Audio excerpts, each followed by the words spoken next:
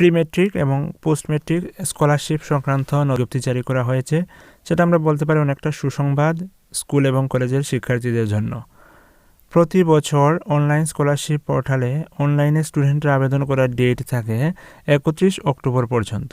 এই বছর কোভিড-19-এর কারণে সেটাকে 3 মাস বাড়িয়ে 31 জানুয়ারি করা হয়েছিল।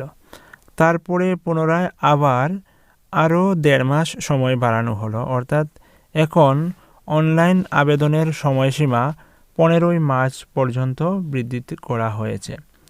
যেসব শিক্ষার্থীরা এখন আবেদন করতে পারেননি 15 মার্চ পর্যন্ত আবেদন করতে পারবেন, এমনটাই নোটিশ জারি করা হয়েছে ত্রিপুরা সরকারের জনজাতি কল্যাণ দপ্তর থেকে।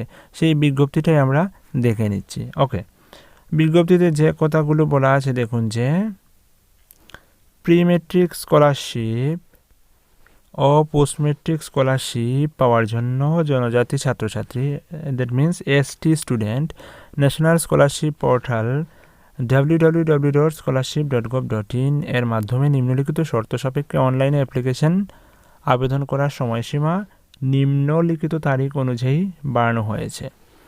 ছাত্রছাত্রীদের অনলাইনে আবেদনের সময়সীমা 15 নভেম্বর 2020 থেকে শুরু হয়েছে এবং চলবে 13 মার্চ 2021 পর্যন্ত। আগে যে নোটিশ ছিল সেই নোটিশ মূলে 31 জানুয়ারি পর্যন্ত আবেদন করার সময়সীমা বেঁধে দেওয়া হয়েছিল এবং সেটা এখন বাড়িয়ে করা হয়েছে 15 মার্চ পর্যন্ত, অর্থাৎ আরও 1.5 মাস সময় বাড়ানো হয়েছে। তো যেসব ছাত্রছাত্রীরা অ্যাপ্লাই করেননি বিভিন্ন কারণে, তারা এখনও কিন্তু অ্যাপ্লাই করতে পারবেন। অ্যাপ্লাই করে দেখুন আপনার অ্যাভেলেবল স্কিম রয়েছে কিনা। যদি অ্যাভেলেবল স্কিম থাকে তাহলে আপনি সাকসেসফুলি অ্যাপ্লাই করতে পারবেন।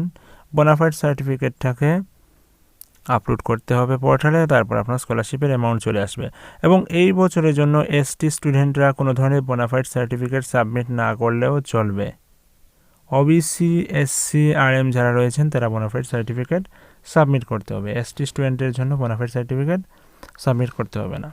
আচ্ছা, নোটিশটা কিন্তু ট্রাইবাল ওয়েলফেয়ার থেকে জারি করা হয়েছে, সেজন্য শুধুমাত্র এখানে দেখতে পাচ্ছেন যে এসটি স্টুডেন্টের কথা বলা হয়েছে। ওকে, তো সেটা শুধুমাত্র এসটি স্টুডেন্টের জন্য নয়, এসটি, এসসি, ওবিসি, আরএম সবাই কিন্তু অ্যাপ্লাই করতে পারবেন। এবং বলে দিই, এসসি এবং ওবিসি, এসসিরা 9-10 স্টুডেন্ট করতে পারবেন, 11-12 স্টুডেন্টরাও করতে পারবেন। ওবিসি খুব সম্ভবত প্রিমেট্রিক স্কলারশিপে ওবিসিদের ডিরেক্টলি কোনো স্কিম নেই। 11-12 যদি পড়াশোনা করেন তাহলে আপনারা অ্যাপ্লাই করতে পারবেন। আর আরএম এর ক্ষেত্রে, আরএম যদি সে 1 থেকে 12 অবধি যারা পড়াশোনা করছে সবাই অ্যাপ্লাই করতে পারবেন। ওকে, আরএম এর ক্ষেত্রে সেটা 1 থেকে 12 অবধি যারা পড়াশোনা করছেন, অর্থাৎ ক্লাস 1 স্টুডেন্টও করতে পারবেন, 2, 3, 4, 5, 6, 7, 8, 9, 10 যে ক্লাসেরই হোক না কেন আরএম স্টুডেন্ট আবেদন করতে পারবেন। তো আবেদন করার ক্ষেত্রে বিগত বছরের পরীক্ষায় অবশ্যই শিক্ষার্থীকে 50% নম্বর পেয়ে পাস করতে হবে। 50% মার্ক যারা পেয়ে পাস করবেন তারাই কেবলমাত্র আবেদন করতে পারবেন। কোনো ফেল স্টুডেন্ট ন্যাশনাল স্কলারশিপ পোর্টালে আবেদন করতে পারবেন না, এমন কিছু ক্রাইটেরিয়া রয়েছে। তো এখন হচ্ছে ডেট, আমরা জেনে গেলাম যে ডেটটাকে বাড়িয়ে 15 মার্চ পর্যন্ত করা হয়েছে। তো সেটা হচ্ছে স্টুডেন্টদের জন্য অনলাইনে আবেদন করতে পারবেন 15 মার্চ পর্যন্ত। এবার স্কুলের নোডাল অফিসার রয়েছেন, অনলাইনে আবেদনপত্র ভেরিফিকেশন করবেন। সেই ডেটটা আগে ছিল 5 ফেব্রুয়ারি পর্যন্ত এবং সেটা 31 মার্চ পর্যন্ত বাড়ানো হয়েছে।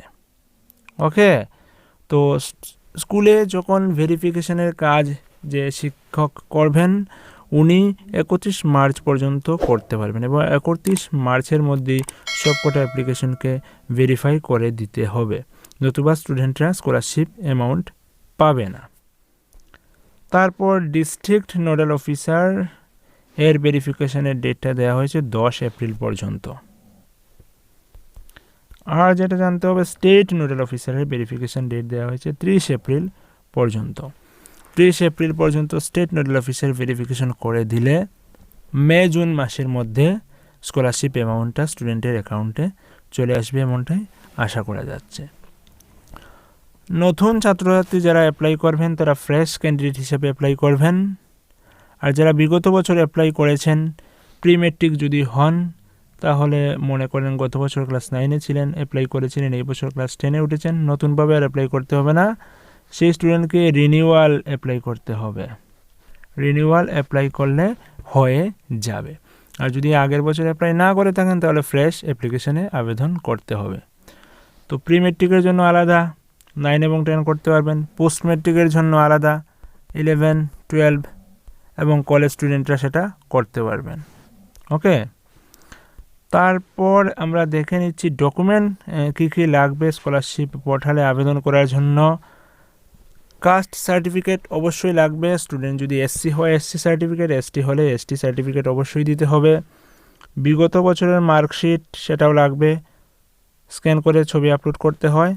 স্টুডেন্টের পাসপোর্ট সাইজের একটা ছবি লাগবে এবং ইনকাম সার্টিফিকেট অরিজিনাল দিতে হবে। এবং ইনকাম সার্টিফিকেটটা কোনো এমএলএ থেকে নিয়ে আসলে হবে না, ইনকাম সার্টিফিকেটটা অবশ্যই এসডিএম বা ডিসি থেকে নিতে হবে। এই হচ্ছে মোটামুটি ডকুমেন্ট, তার বেশি ডকুমেন্ট লাগার কথা নয় স্কলারশিপ পোর্টালে।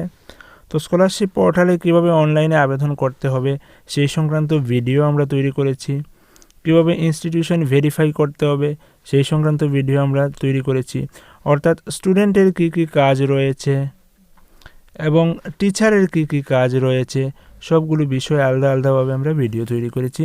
সেই ভিডিওগুলো যদি প্রয়োজন পড়ে আপনারা এই ভিডিও ডেসক্রিপশনে লিঙ্ক দিয়ে দেবো, সেখানে ক্লিক করে সেই ভিডিওগুলো দেখে নিতে পারেন। আপনি স্টুডেন্ট হলে স্টুডেন্টের ভিডিওগুলো দেখুন, যদি টিচার হন তাহলে টিচারের ভিডিওগুলো দেখুন। এবং স্কলারশিপ পোর্টাল নিয়ে যে সমস্যা হবে সেটার সমাধান অবশ্যই এই ভিডিওগুলোর মধ্যে পেয়ে যাবেন। তারপরেও যদি কোনো কিছু থাকে অবশ্যই কমেন্ট করে জিজ্ঞেস করে নেবেন, প্রয়োজনে আমরা স্টেট লেভেল নোডাল অফিসারের সঙ্গে যোগাযোগ করে আপনার সমাধান করে দেওয়ার চেষ্টা করব। আর বিশেষভাবে উল্লেখযোগ্য যে বিষয় সেটা হচ্ছে স্কলারশিপ পেতে হলে স্কুলে স্টুডেন্টের যে নামটা থাকবে আধার কার্ডে সেম নাম থাকতে হবে এবং ব্যাংক পাসবুকেও সেম নাম থাকতে হবে। অর্থাৎ নাম, স্কুলের নাম, আধার কার্ডের নাম এবং ব্যাংক পাসবুকের যে নাম রয়েছে সেগুলো সেম থাকতে হবে, না হলে কিন্তু স্কলারশিপ পাওয়া যাবে না। ইনফ্যাক্ট আধার কার্ডের নামের সঙ্গে স্কুলের নামের যদি মিল না থাকে আপনি সেটা অ্যাপ্লাই নাও করতে পারেন। অনেকের ক্ষেত্রে আধার কার্ডে ডাটা না থাকার কারণে আধার কার্ডে বায়োমেট্রিক আপডেট ক্যান্সেল হয়ে গেছে বা বায়োমেট্রিক ডাটা আধার কার্ডে নেই এমন যদি হয় তাহলে কিন্তু আধার কার্ডটাকে বায়োমেট্রিক আপডেট করতে হবে, করে তারপর অ্যাপ্লাই করতে হবে, নতুবা কিন্তু আপনি অ্যাপ্লাই করতেই পারবেন না। তো অনলাইনে যখন আবেদন করবেন তখন যখন রেজিস্টার করবেন তখনই আধার কার্ড ঠিকঠাক আছে কি না সেটা বলে দেয়। যদি আপনার আধার কার্ড ঠিক না থাকে তাহলে মেসেজ দেবে যে আধার কার্ডে বায়োমেট্রিক ইনফরমেশন নেই, তো আপনাকে আধার সংশোধন করতে হবে, করে বায়োমেট্রিক ইনক্লুড করতে হবে, তবেই আপনি স্কলারশিপের জন্য অ্যাপ্লাই করতে পারবেন। তো স্কলারশিপ পোর্টাল নিয়ে এই ছিল আজকের আয়োজন। আগে যেগুলো করেছি সেগুলো তো বললাম এই ভিডিও ডিসক্রিপশনে দিয়ে দেবো, সেখান থেকে দেখে নেবেন। আর স্টাডি সংক্রান্ত এমন আপডেটেড ইনফরমেশন আপনারা SMDN টিউটোরিয়াল ইউটিউব চ্যানেল থেকে পেয়ে যাবেন, সেজন্য SMDN টিউটোরিয়াল ইউটিউব চ্যানেলের সঙ্গে থাকুন। ভিডিওটা যদি আপনার উপকারী বলে মনে হয় তাহলে অবশ্যই ভিডিওটাকে একটা লাইক দিয়ে যাবেন। আর প্রথমবার আমার চ্যানেলে হলে অবশ্যই সাবস্ক্রাইব করে যাবেন, সাবস্ক্রাইব না করে যাবেন না। দেখা হচ্ছে পরবর্তী সেশনে অন্য কোনো টপিক নিয়ে। ততক্ষণ ভালো থাকবেন। Keep watching and keep supporting us. Thank you.